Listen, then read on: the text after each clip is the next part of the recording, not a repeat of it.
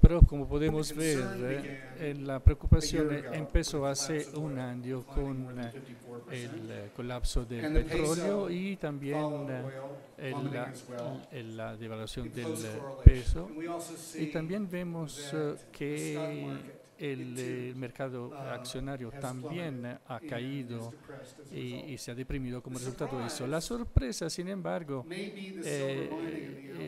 es el mercado de los bonos, en contraste con el mercado de los commodities, de las monedas, y en cambio el mercado de los bonos no solamente ha sido resiliente, sino que se ha fortalecido. Nos preguntamos por qué, vemos el sistema financiero también y vemos que los bancos en Colombia en particular han sido medida frente, si se miden frente a sus pares en América Latina, de hecho sus ingresos por ingresos es el mejor de sus pares, que es una medida de su salud y de sus previsiones. Entonces, con esos datos, quisiéramos que usted nos dijera cuáles son las oportunidades, sobre todo en el contexto del compromiso con la infraestructura en el país y también del compromiso del gobierno con la vivienda.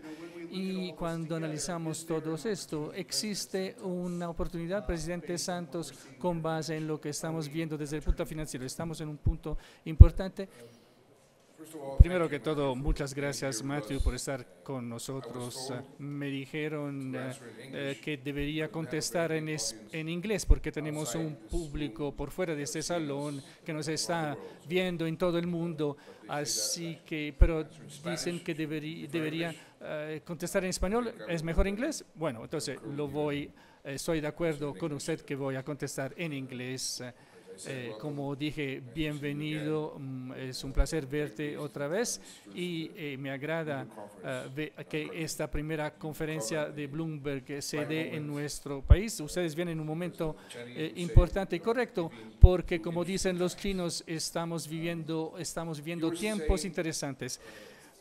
Usted decía por qué ese contraste entre el mercado accionarios, el valor del peso que está bajando, pero el mercado de los bonos que mantiene su fuerza y el sector financiero que también mantiene su fortaleza. Yo creo que eso se debe a 5 años de lo que nosotros hemos llamado responsabilidad fiscal con una buena política social. Desde el principio de nuestro gobierno hemos apuntado a construir un círculo virtuoso, fortaleciendo nuestra economía, balanceando nuestras cuentas fiscales y fortaleciendo nuestros indicadores macroeconómicos, los fundamentales, la inflación, el crecimiento, la tasa de inversión. Y creo que en el último año estábamos ya en este círculo virtuoso. Ahí fue cuando los precios del petróleo bajaron, nos afectó profundamente porque estábamos empezando a depender demasiado de petróleo y minerales. Yo diría que estábamos muy cercanos a que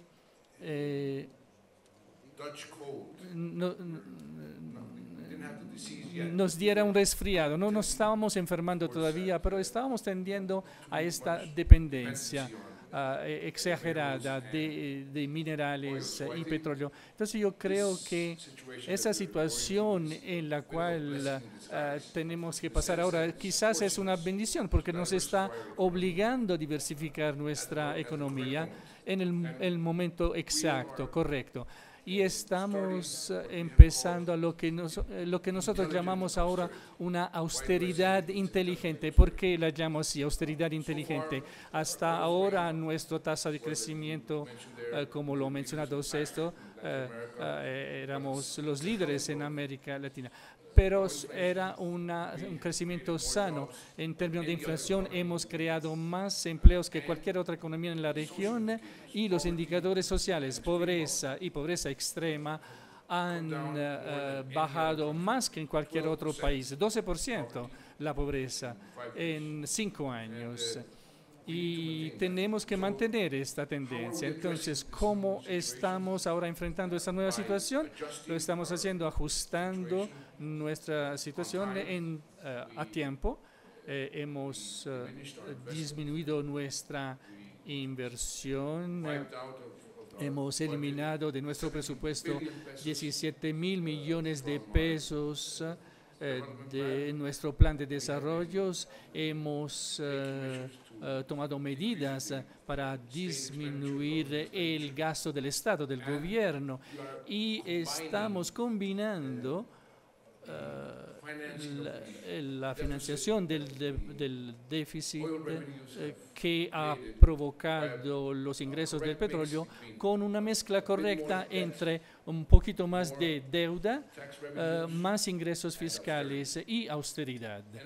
Y creo que eso es lo que los mercados estaban esperando una respuesta oportuna, una respuesta que mantendría nuestra responsabilidad fiscal. Eso es algo que hemos mantenido como un mantra desde el principio, la responsabilidad fiscal. Incluso hemos aprobado un enmendamiento, una modificación constitucional.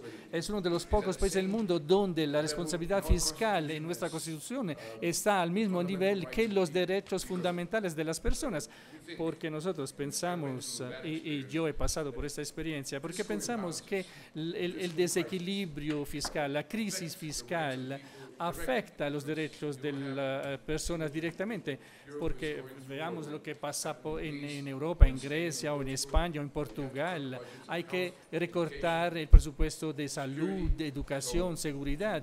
Entonces, para evitar esto, es decir, mantener la responsabilidad fiscal es también una forma de mantener los derechos fundamentales de las personas. Entonces, en esta idea de esta austeridad inteligente, como la llamamos, estamos manteniendo un crecimiento que ha sido efectivo en el pasado y que será más efectivo en el futuro. Y este es una coincidencia feliz que, por ejemplo, nuestra inversión para infraestructura, que es la mayor en absoluto en nuestra historia, se menciona el canal de Panamá, por ejemplo, la inversión como una inversión enorme en infraestructuras en América Latina. Bueno, puedo decir que Colombia está invirtiendo 5 veces lo que Panamá está invirtiendo en infraestructura del canal. Y eso no es algo que vamos a invertir, eso es algo que ya estamos empezando, ya lo hemos empezado. Si agregamos a todo lo que hemos hecho, estamos hablando de 35.000 millones de dólares que dará un empuje a nuestra economía. A corto plazo pensamos que eso podría agregar entre 1.5 y 2% a nuestro crecimiento. Y cuando la construcción termine en 5 o 6 años, el valor agregado a nuestro crecimiento será entre 0.8 y 1% para siempre, debido a nuestra competitividad aumentada.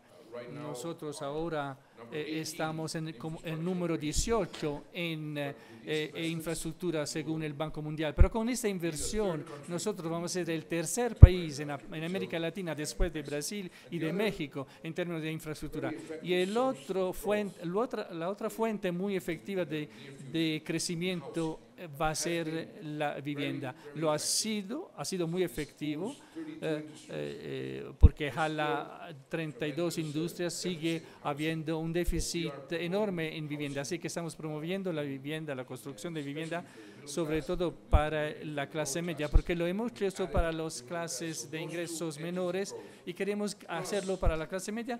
Además, algo que también tendrá un futuro grande es el sector agrícola, sobre todo si podemos obtener una paz en el país. El negocio del agro va a ser una fuente de crecimiento. Señor presidente, este mes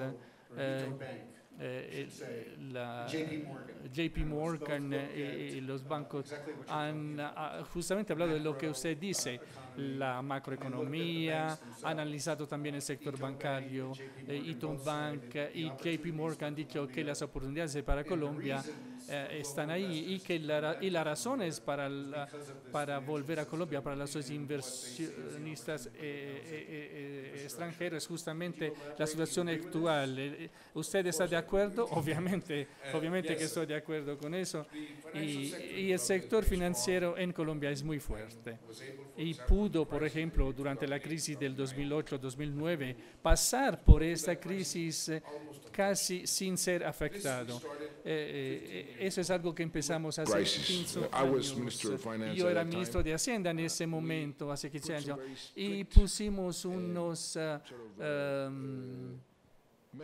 medidas estrictas, condiciones estrictas al sector financiero en esa época, y desde aquel entonces el sector financiero ha mejorado y ha ganado fuerza, y hoy en día, como lo acaba usted de mencionar, es uno de los sectores financieros más fuertes de toda la región, con un sector financiero fuerte y con una economía que crece 6 y 7 veces más que el promedio de la América Latina. Las oportunidades están ahí. Nosotros somos conscientes, obviamente, de las dificultades. Nuestros vecinos están en dificultades. Venezuela, según el FMI, va a crecer negativamente el 7%. Ecuador va a tener un crecimiento negativo del 0,5%. Brasil tiene problemas y va a tener un crecimiento negativo del 1,5%. Pero a pesar de esto, nosotros estamos tratando no solamente de aumentar o de fortalecer las fuentes de crecimiento internamente, sino que también hemos negociado 3 acuerdos comerciales que nos dan acceso privilegiados a más de 1.500 millones de consumidores, y no hemos todavía tomado ventaja de eso. Nos estamos sentando con los exportadores para ver cómo podemos aumentar nuestras exportaciones per cápita, porque seguimos siendo una economía muy cerrada, aunque nos hemos abierto mucho. Señor presidente, uno habría podido pensar que con la caída del peso las exportaciones iban a acelerar, y eso no ha ocurrido. Es un pesar, pero como usted dice, hay vecinos que están en problemas económicos. Entonces, ¿dónde ve usted las oportunidades específicas de exportaciones para Colombia? Bueno, hemos analizado los mercados uno por uno. Estados Unidos es nuestro mayor socio comercial. Y anoche estaba hablando con un grupo de exportadores del agronegocio. Solamente necesitamos 2 permisos de Estados Unidos en términos de aguacate y carne. Y nos han dicho, si esos 2 permisos, y nosotros obviamente estamos presionando, si esos 2 permisos se dan en los próximos 2 o 3 meses, podríamos triplicar nuestras exportaciones solamente al mercado de Estados Unidos, el que quiere decir más de $1.000 millones. Y si uno va mercado por mercado, el potencial es enorme. Ahora, la Alianza Pacífica es quizás el proceso de integración más exitoso que cualquier grupo de países de América Latina haya jamás logrado, y se está comportando muy bien. Estamos aumentando el comercio entre nosotros y aumentando el comercio entre nosotros y con el resto del mundo, sobre todo con Asia. Pero todo el mundo está interesado en la Alianza Pacífica, porque esos son los 4 economías de mejor desempeño en toda América Latina. Y ahí estamos encontrando muchas sinergias interesantes. Le hemos dado mucha importancia al potencial de la Alianza Pacífica. Quiero retomar un tema que mencionó antes, que es la vivienda en Colombia. Y nosotros hemos testimoniado un boom extraordinario que nuestros datos demuestran a su derecha. Menos del 3% de los colombianos tienen un préstamo hipotecario, espera un aumento. ¿Qué impacto tendrán las oportunidades de las que hablamos y también en las previsiones? ¿Dónde piensa estar en los próximos 2 años? Bueno, el déficit de vivienda, gente que quisiera tener una casa y no la tiene, sigue siendo muy grande. Hemos reducido, pero hay mucho espacio todavía. Y hemos podido desarrollar incentivos financieros muy interesantes para que la gente pueda comprar su casa. Y ahora, bueno, nos hemos concentrado en las clases de menores ingresos inicialmente, en los primeros 4 años. Ahora, sin obviamente ignorar, digamos, o denegar acceso a las clases de ingresos inferiores, nos estamos enfocando en la clase media, donde hay un gran potencial, hay un apalancamiento de $1 invertido. El apalancamiento es de 1 a 10 pesos. Entonces, el efecto posible en la economía de esos programas de vivienda es enorme y los programas ya empezaron y la demanda es enorme. Desearíamos tener más recursos fiscales nosotros para poder dar los subsidios y los incentivos a la gente que los pide, porque podríamos crecer aún más. Pero lo que tenemos ahora es para nosotros muy satisfactorio. Usted dijo antes que usted piensa que su compromiso con la infraestructura va a producir entre 1 y 1,5 aumento del PIB. Ahora, ¿dónde encaja eso con la historia de la economía colombiana? No tiene precedentes, no tiene precedentes. Jamás hemos tenido algo en la historia de Colombia. Yo fui ministro de Hacienda. Cuando hay una situación difícil fiscal, lo primero que uno recorta es la infraestructura porque es la que es menos costosa políticamente. Políticamente, si recortas el presupuesto de educación o de salud, tiene un costo político alto. Entonces nosotros habíamos acumulado un atraso en nuestra infraestructura que ha hecho nuestra economía muy ineficiente para transportar bienes de Bogotá a nuestros puertos. Es más costoso que enviarlos de esos puertos a Hong Kong. Entonces, eso es lo que estamos cambiando ahora. Y va a ver que Colombia tendrá autopistas muy modernas en todo el país en los próximos 4 o 5 años. Ya algunas de esas autopistas ya se pueden ver, túneles, puentes, y algo que yo decía ya hace 5 años. ¿Por qué Colombia no puede construir las mismas autopistas que tiene Italia, Suiza y Alemania? Y lo estamos haciendo ahora. Y eso se va a ver en los próximos 4 o 5 años. Señor presidente, usted está persiguiendo un plan ambicioso para la paz. ¿No puede decir si aún cree en este plan y si va a haber paz en Colombia y cuándo podrá declarar que su plan es exitoso? Por supuesto que creo en el plan. Creo que sería lo mejor que le puede pasar a Colombia. Somos un país que ha estado en guerra durante 50 años. La gente se ha acostumbrado a esta guerra. La gente en las ciudades dice, bueno, estamos en guerra, ¿y qué?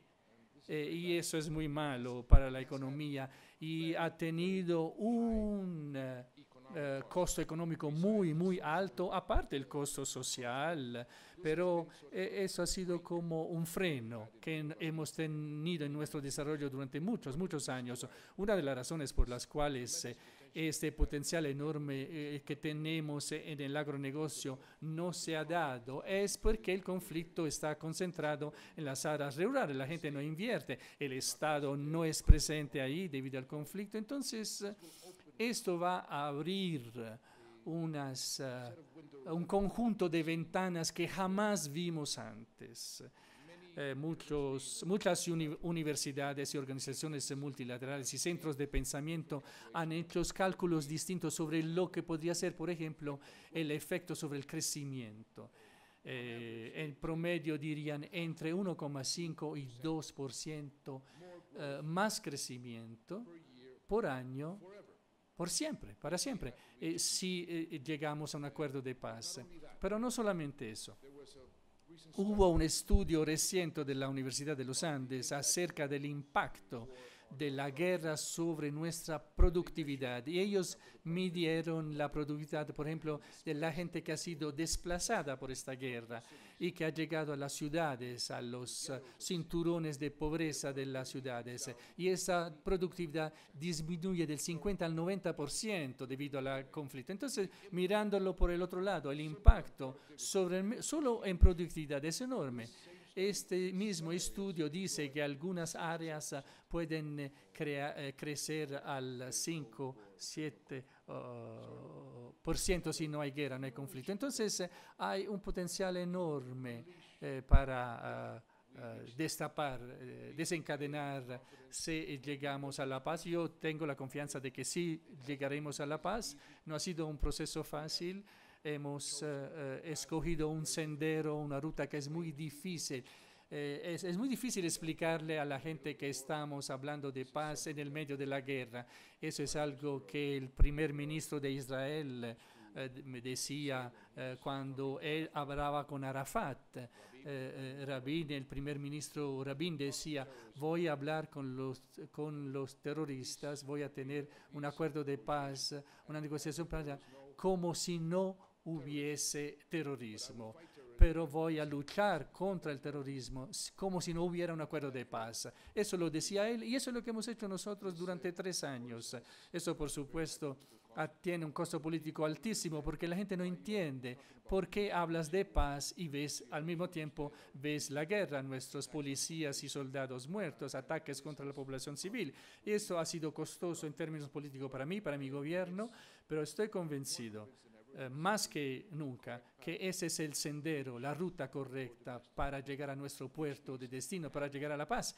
Y estamos en este momento, yo creo, en la discusión crucial sobre el tema de la justicia, donde trazamos la línea, la frontera entre la justicia y la paz. Es muy interesante que Colombia sea observado por todo el mundo, porque nosotros estamos sentando un precedente. Somos el primer país en la historia del planeta que está negociando un acuerdo de paz bajo las sombrillas del Tratado de Roma, de la Corte Penal Internacional. Entonces, cualquier cosa que nosotros hagamos, vamos a sentar un precedente para los conflictos próximos, futuros. Por eso la comunidad internacional nos observa.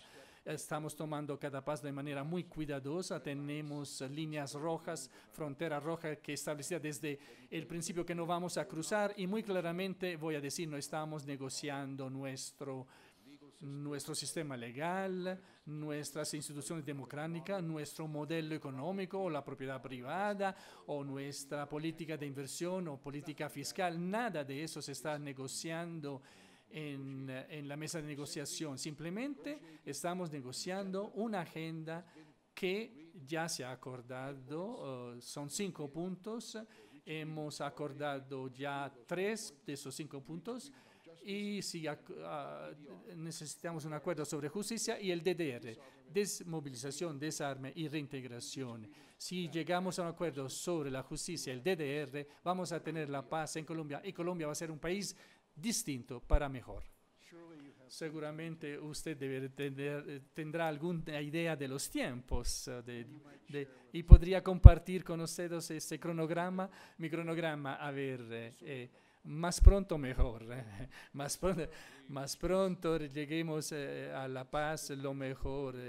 50 años de guerra no se arreglan en pocos meses. Llevamos ya 3 años negociando, hemos avanzado más que en cualquier otro intento y hemos tenido muchos intentos con las FARC antes y creo que podemos alcanzar un acuerdo.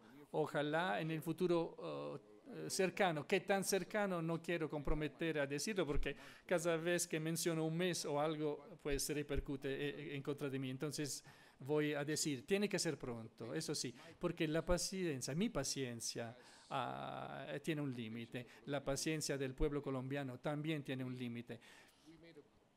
Hemos hecho un paso importante recientemente. Por primera vez hemos acordado negociar simultáneamente los dos temas de la agenda que todavía faltan, que están pendientes.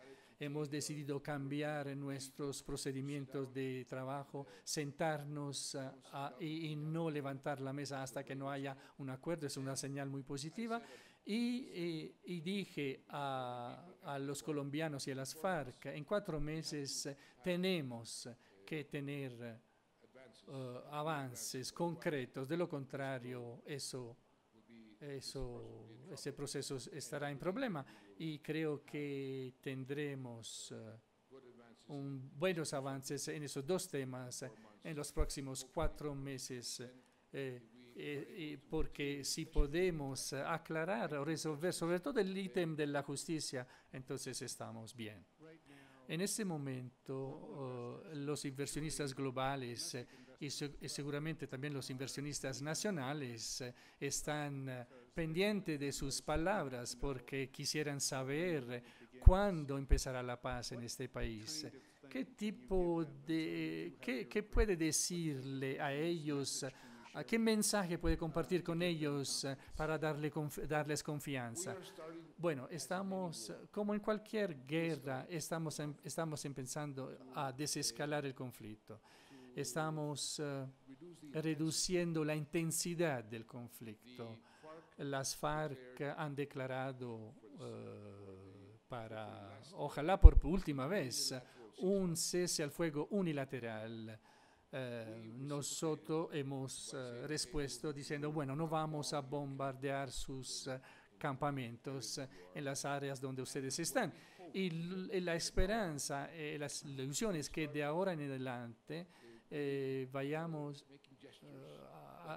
tengamos gestos que puedan recuperar la confianza de la gente en el proceso y sobre todo que podamos alcanzar un acuerdo. La gente ha perdido la confianza que podamos alcanzar un acuerdo. Dice, oh no, las FARC nunca realmente van a rendir las armas, jamás van a aceptar algún tipo de justicia, pero tendrán que dejar las armas y tendrán que aceptar algún tipo de justicia. De lo contrario no habrá paz y creo que ellos lo harán finalmente. Eso es el aspecto crucial que estamos negociando y mientras tanto espero que esos ataques que vimos en los últimos meses, en las últimas semanas sobre los oleoductos y la infraestructura energética, no vamos a tener más de esos ataques y si avanzamos y ojalá esos puedan ser los últimos ataques que vimos en Colombia. Y eso es una buena noticia. No puedo garantizarlo, no puedo garantizar que eso no va a ocurrir de nuevo, pero tengo la esperanza y la ilusión porque creo realmente que si se viola nuevamente el cese al fuego, va a ser muy difícil reasemblar el proceso en el futuro. Presidente, usted mencionó antes que el liderazgo en Israel y sus retos con la paz. Recientemente, el ex primer ministro Shimon Peres dijo en Toronto, en un foro económico, que él piensa que habrá la paz, como lo dice usted. Y más debido a las empresas globales que a los gobiernos en el siglo XXI. ¿Qué piensa usted de esto? Bueno, Shimon Peres es un hombre muy inteligente, tiene más experiencia que muchos líderes en el mundo y sabe de lo que habla. Yo diría algo que es muy positivo para nosotros aquí en Colombia. Una de las condiciones que no existía antes es que la región y la comunidad internacional no estaban apoyando el proceso, por lo menos estaban divididos. Aquí, no solamente acá, en cualquier conflicto del mundo, pero ahora, puesto que el conflicto es más globalizado, se ha vuelto un factor determinante. En el caso de Colombia, en el caso de la paz, más que las empresas globales, yo diría que el apoyo de todo el mundo, porque es América Latina y el Caribe, en todos los países de América Latina y el Caribe apoyan el proceso de paz, Estados Unidos y Canadá apoyan el proceso, Estados Unidos tiene un enviado especial, toda Europa, no hay un solo país europeo que no haya de manera explícita dicho a mí y al pueblo colombiano que nos apoya. El primer ministro de China vino y dijo que apoya el proceso. Rusia apoya el proceso. Todo el mundo lo apoya. Y también porque somos el único conflicto. Hay 22 o 23 conflictos en el mundo en ese momento, pero el único que hoy en día se está negociando a través de términos diplomáticos, a través de protocolos y que tiene buenas probabilidades de ser exitoso. A todo el mundo le gusta el éxito. Entonces yo creo que ese apoyo mundial, que ha sido muy importante, será aún más importante cuando tendremos que tomar las decisiones más difíciles de dónde trazar la línea entre paz y justicia. Suponiendo que su deseo se logra y llega la paz, ¿qué hará después? Muy felizmente me voy a la tumba. De pronto me convierto en un comentador de Bloomberg o quizás lo que no voy a hacer es interferir con el próximo presidente, lo prometo, eso sí lo prometo. No voy a darle ningún problema al próximo presidente. Señor presidente, muchas gracias por hablar con nosotros. Gracias a usted.